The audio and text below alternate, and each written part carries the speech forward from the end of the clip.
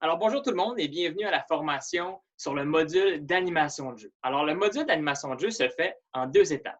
Première étape, c'est vraiment comment animer le jeu. Donc, je vais vous montrer, il y a des étapes super simples pour pour se faciliter la vie quand on anime un jeu. Après avoir vu ces étapes de base-là que je vais vous montrer en tableau, comme ça, vous allez pouvoir vous servir du tableau après ça quand vous allez bâtir vos animations. Il y a aussi une courbe qui est super importante à animer. Donc, souvent, on demande un jeu, est-ce que ça dure 5, 10, 15, 20 minutes? En fait, il n'y a pas de temps. Un jeu, ça dure le temps que la courbe d'animation nous permet de faire. Donc, premier élément pour animer un jeu, ce sont les étapes de l'animation. Les étapes de l'animation, je les divise en 5. Donc, c'est très facile, je les divise avec le P, N, B, C, S. Alors, premier élément, c'est le P. Donc, la préparation. Préparation, ça inclut tout ce qui est matériel, tout ce qui est endroit où est-ce qu'on anime le jeu. Donc, est-ce que j'anime au gymnase? Est-ce que j'anime dehors? Est-ce que j'anime avec un ballon? Est-ce que j'anime avec des ciseaux? Donc, c'est toutes les choses qu'on a besoin pour animer notre activité. C'est important aussi de savoir où est-ce qu'on place nos enfants. Est-ce que je les place avec les yeux vis-à-vis au soleil? Est-ce que je place les enfants dos au soleil? Donc, tous ces éléments-là font partie de la préparation. Comme ça, quand on arrive pour animer le jeu, les enfants, il y a moins de temps mort, il n'y a pas de moment qui attendent que vous préparez. Vous êtes déjà prêts. Deuxième élément, le nom. Le nom, c'est super important de le mentionner dès le début pour créer un référent aux enfants, pour que les enfants puissent savoir vers où on s'en va. Donc, on est prêt, on a préparé nos choses. Dès que les enfants sont devant nous et on est prêt à animer le jeu, on leur dit le nom. Donc, par exemple, on va jouer au soccer. Comme ça, les enfants, ils savent à quoi s'attendre. Ou s'ils ne connaissent pas le jeu, au moins, ils ont un référent, ils savent vers où vous en allez. Donc, préparation, nom. Et là, le B, le but du jeu.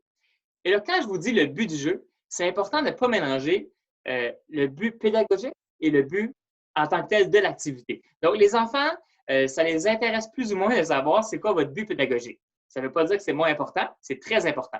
Par contre, on n'a pas besoin de le nommer aux enfants. Pas besoin de nommer aux enfants qu'on développe leur motricité fine, leur motricité globale. On a juste besoin de le faire. Ils vont développer ces compétences-là sans même s'en rendre compte. Alors, quand moi, je vous parle d'animation de jeu et je vous parle du but, c'est vraiment le but qu'on dit aux enfants. Donc, c'est quoi le but du jeu? Comment, en tant qu'enfant, je fais pour gagner le jeu? Donc, si on parlait du soccer, excusez-moi, on va dire le but du jeu, c'est de faire plus de buts que l'autre équipe. Aussi simple que ça. Le but devrait être juste une petite phrase très simple. Ensuite, on a la préparation, le nom, le but, le C. Le C, comment on fait pour jouer?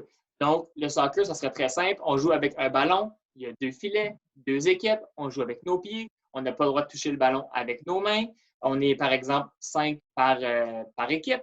Donc, toutes les consignes, toutes les comment on fait pour jouer. Même si c'est un jeu qu'on a déjà joué, même si c'est un jeu que les enfants connaissent déjà, c'est important de rappeler les consignes à chaque fois qu'on joue au jeu. Je pense que tout le monde a déjà entendu un enfant dire non, mais moi, je joue comme ça. Non, mais moi, à mon autre camp, on joue comme ça. Alors, c'est bien important de dire oui, je sais qu'il y a plein de façons de jouer, mais aujourd'hui, on joue de cette façon-là avec ces consignes-là. Comme ça, les enfants, ça va enlever des frustrations, en fait. Donc, une fois qu'on a fait la préparation, le nom, le comment, les consignes, on est rendu avec le S, la sécurité. Donc, on finit toujours avec la sécurité. Par exemple, on ne pousse pas les autres.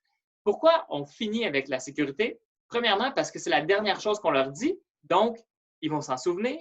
Et deuxièmement aussi, on le dit à la fin parce que si on le dit au début, on risque de perdre l'intérêt des enfants. Ils vont vous regarder et dire ah, encore une activité qui a juste des restrictions, puis on risque de perdre leur intérêt. Donc, on les stimule, on les encourage, et à la fin, on rajoute les règlements de sécurité. Donc, ça, c'est les étapes pour faire l'animation de jeu. Je vous fournirai aussi la grille de ce tableau-là. Maintenant, une fois qu'on a compris le P, N, B, C, S, c'est bien important de savoir quand est-ce qu'on sait qu'il faut arrêter le jeu. Donc, souvent, on se fait demander, est-ce que mon jeu va durer 5, 10, 15, 20 minutes? Puis ça, c'est une très bonne question. Il n'y a pas vraiment de réponse. Un jeu pourrait durer 10 minutes comme un jeu pourrait durer 1 heure. Ce qui est important de garder en tête, c'est vraiment la courbe de l'animation. Donc ici, je vais vous partager à l'écran la courbe de l'animation. Donc, vous allez voir justement ici sur l'écran, la courbe, elle commence, je vais mettre un petit crayon, la courbe, elle commence ici. Donc ça, c'est le début du jeu. C'est où est-ce que quand on commence à animer le jeu. Donc, quand on dit le PNBCS, on se retrouve au bas de la courbe. Plus on joue au jeu, plus l'intérêt des enfants va augmenter. Donc, c'est important de ne pas attendre trop longtemps avant d'arrêter le jeu. Si on arrête le jeu, disons, à la fin de la courbe. Donc, si on arrête le jeu à la fin de la courbe, ça veut dire que les enfants n'ont plus aucun intérêt, ils sont fatigués, ils veulent à tout prix changer de jeu.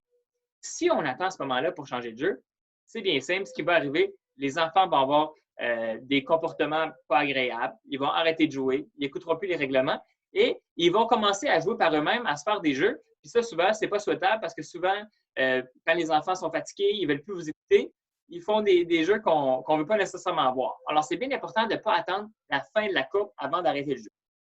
Alors, ce qu'il faut faire, c'est arrêter le jeu au point culminant. Qu'est-ce que ça veut dire, le point culminant? C'est bien simple. Donc, ça veut dire que c'est un petit peu dépassé le sommet de la courbe. Donc, je vais le reformuler. Le sommet de la courbe, c'est le moment où les enfants ont le plus de plaisir. Donc, au moment où vous voyez que les enfants sont au summum de leur plaisir, ils ont vraiment beaucoup de plaisir, pratiquement tous les enfants jouent, pratiquement tous les enfants ont vraiment beaucoup de plaisir. Alors là, on laisse le jeu aller un petit peu, mais on ne laisse pas le jeu aller jusqu'à temps que les enfants aient plus de plaisir. On laisse le jeu aller jusqu'à temps qu'on voit juste un léger ralentissement, une légère, mais vraiment légère baisse d'intérêt. Là, c'est le temps d'arrêter le jeu. Quand on arrête le jeu, on peut soit rajouter des variantes au jeu, donc rajouter des règlements, ou tout simplement changer de jeu. C'est bien important de respecter la courbe d'animation pour vous assurer que les enfants ont encore de l'intérêt et aussi pour diminuer leur comportement qui pourrait être plus difficile si vous laissez la courbe aller trop loin dans le temps. Donc, j'espère que cette vidéo-là vous a été utile et puis bonne animation!